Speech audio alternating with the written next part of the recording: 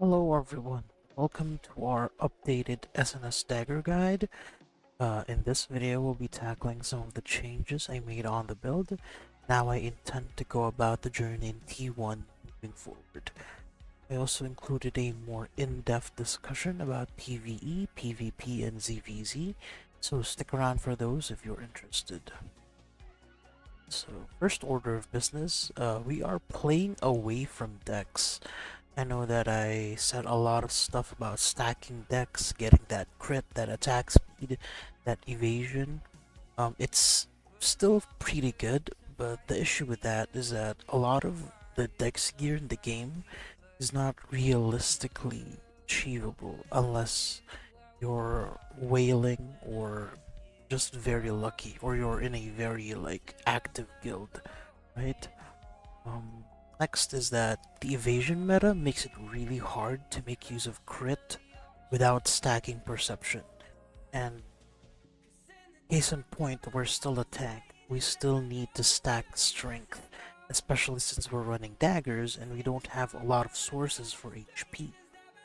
Um, However, this could change very quickly once 2-star dungeons come out and when we start getting runes from challenge mode. It allows us for more access to stats, allows dex stacking, strength stacking, and allows us to get other pieces other than, the typical strength and perception gear that we're using right now. Second point I made um, is I've decided that Fatal Stigma is actually really good. It's a staple now in my PvE rotation, and um, it has way more burst, and the radius on this when spec'd into AoE is actually really large, even if it doesn't seem so. You're going to see yourself hitting somewhere around 4 to 5k in a large AoE. Just to show you just how large this AoE actually is, if we go to the practice dummies at Castleton, and I cast it on this practice dummy, you'll see that it hits that entire area right there. So imagine that the training dummies are like surrounding that guy. That's how big it is. That's as big as most packs that you're gonna pull in the open world abyss dungeons, right? That's really effective. And the rotation is actually very simple. It's not as complicated as I was making it out to be. After buffing yourself and activating provoke on the enemy, just cast Fatal Stigma immediately, and then you start stacking your lightning with Cleaving Moonlight and Lightning Throw. And by the time you've cast those two skills, Fatal Stigma will pretty much already activate, and then you're free to bomb the target. Um, and yeah, compared to other AoE options like Annihilating Blade or Annihilating Slash, it's actually way less input and way less delay, especially since both Annihilating Blade and Annihilating Slash are actually rather slow skills, and it feels a little clunky to use them in a rotation.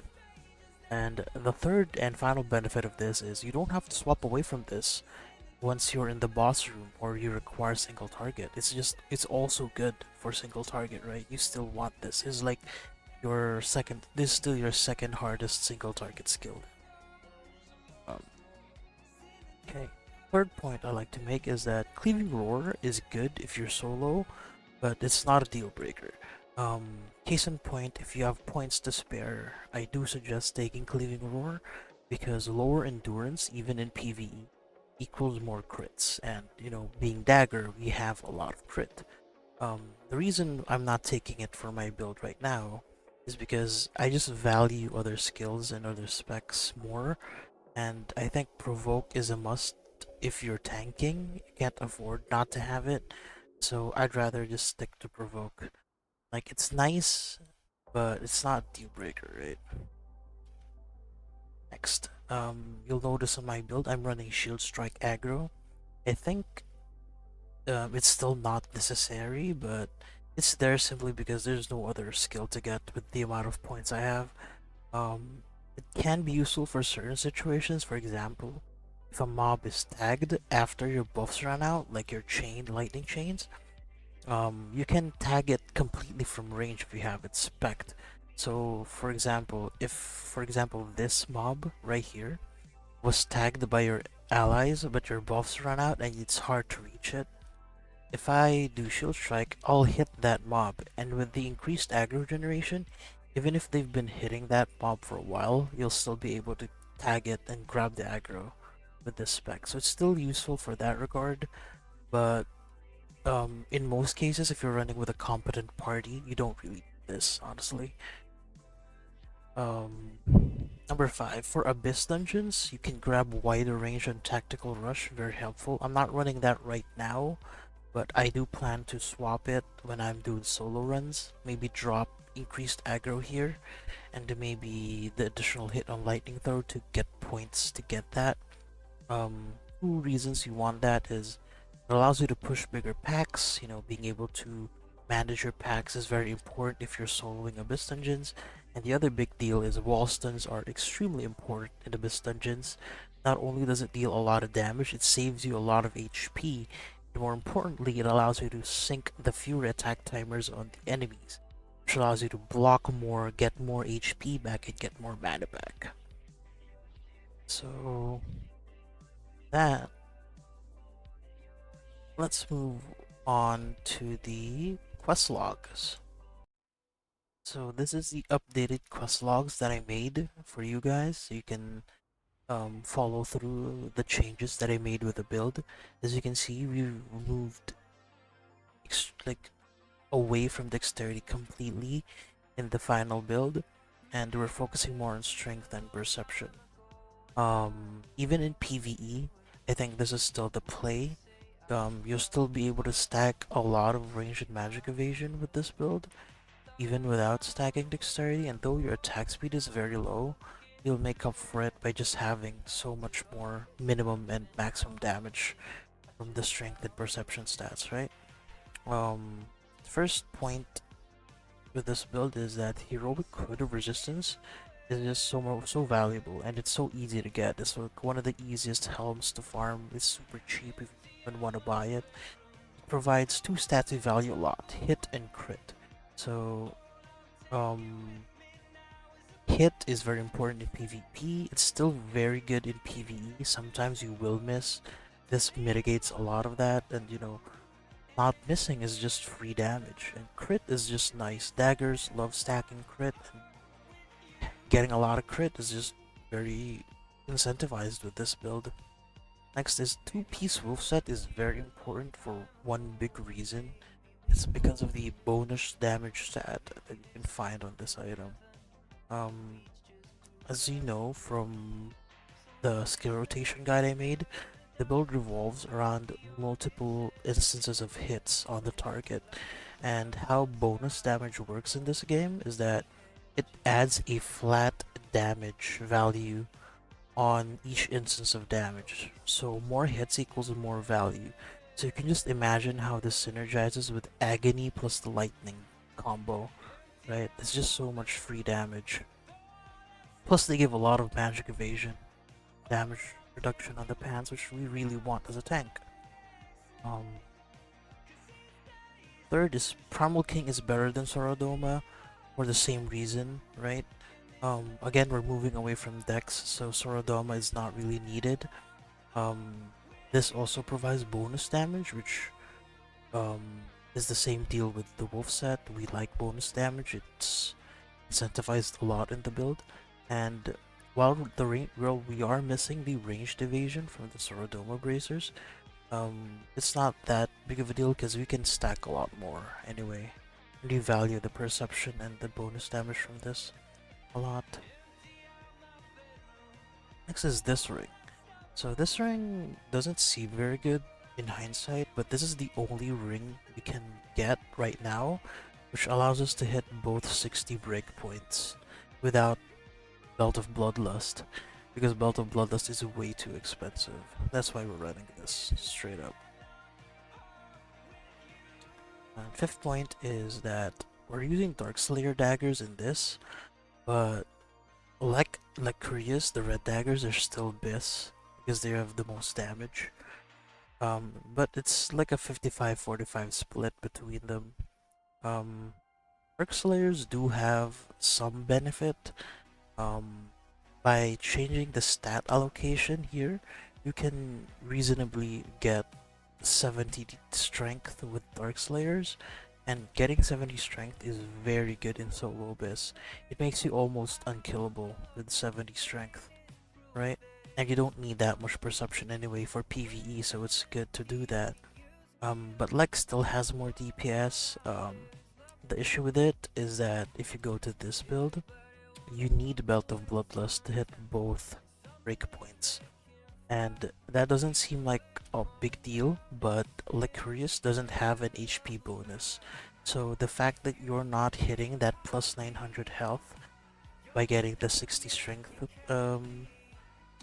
breakpoint is really, really bad. So as you can see here, if you go to scroll down here, check our HP. Where's HP? Excellent, it's 13,000 right now, but if even we drop even 1 point of strength, it's back down to 12,000. It hurts really bad on this build, so that's why I don't recommend it.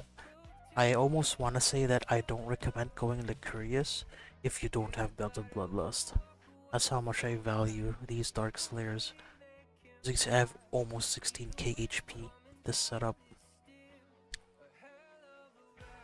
Yeah. Now moving on to the PvP setup for small scale or arena. As you can see, the build has changed a lot. The first big change that we're gonna do is that we're going to move away from any form of weaken except provoke or cleaving roar in this regard. The reason being is that a lot of bow players started popping up in small scale and in arena, and 90% of the time they will be running Devoted Shield, and if someone's running Devoted Shield, you're going to do more harm than good by proccing it with a weaken. It's just such a strong ability, and I feel like it has to be nerfed. This is the skill I'm talking about, Devoted Shield. Getting struck by a weaken effect has a chance to grant you a shield that absorbs 3000 damage.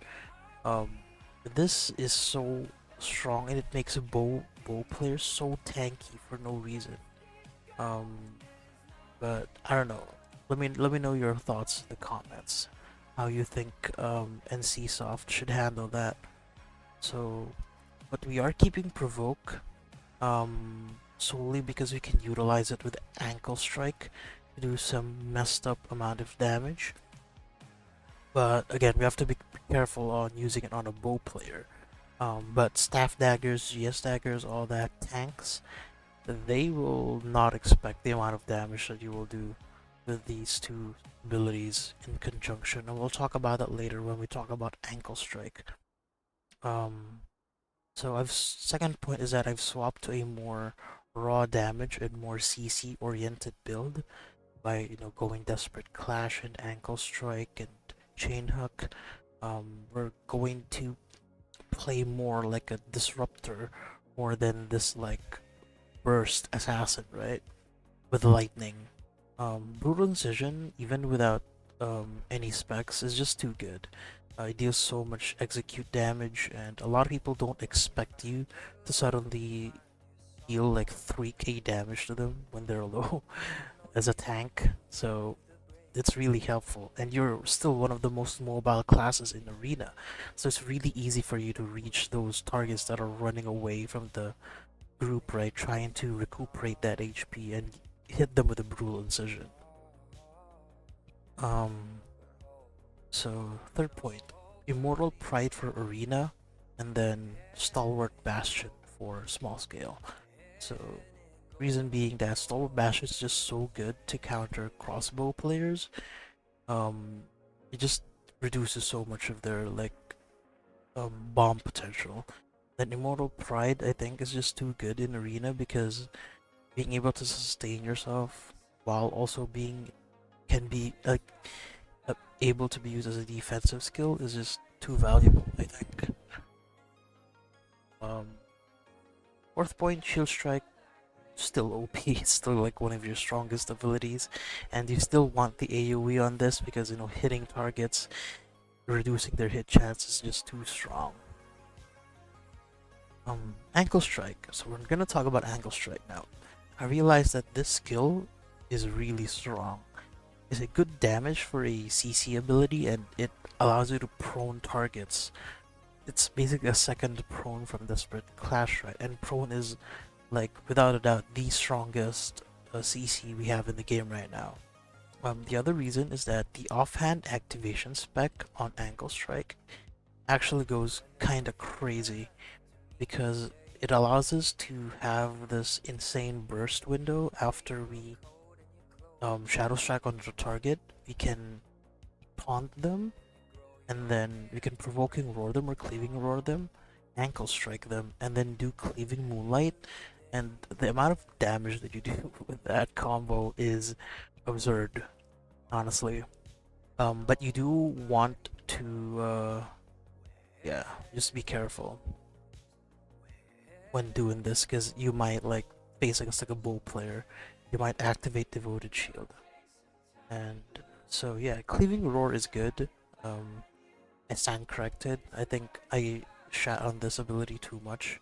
No one runs Endurance, so lowering Endurance even more just incentivizes crit, and you build a lot of crit. So hitting someone with Cleaving Roar will almost guarantee a crit most of the time, because they just don't have any endurance, right? And even the minuscule extra endurance that they get from their gear will be mitigated by this if it's done. So yeah, that's pretty much the PvP build. For the ZvZ build, it's almost exactly the same as the PvP build. I realized that with our class, going for like AoE damage is not really the play. We're more useful as a tank that disrupts healers and tries to pick them off from the crew. And so that's what I value now in ZvZ. So I still run Ankle Strike because it's a really strong CC ability, and I pretty much have almost the same setup, except I swapped Provoke for Knife Throwing, because Knife Throwing reduces healing, and this is really useful when you're targeting like healers, because they tend to heal themselves up. So hitting them with this just reduces so much of their like effective HP. I might try to fit Cleaving Roar into this. Maybe just like removing Chain Hook, because at this point, this build doesn't really care about like hooking someone in anyway. You're more so focused on like jumping on a healer, right? So, and I don't know, because you can still make a lot of plays with Chain Hook, especially since you have so much range on this character, right? So we'll see how I min-max the ZvZ build more later on. So yeah, that's about it. Thank you. That's the end of the video. Thank you for watching. If you have any other video suggestions or comments, please don't hesitate to let me know in the comment section below. I appreciate all the support and hope to see you soon in my future content. Bye.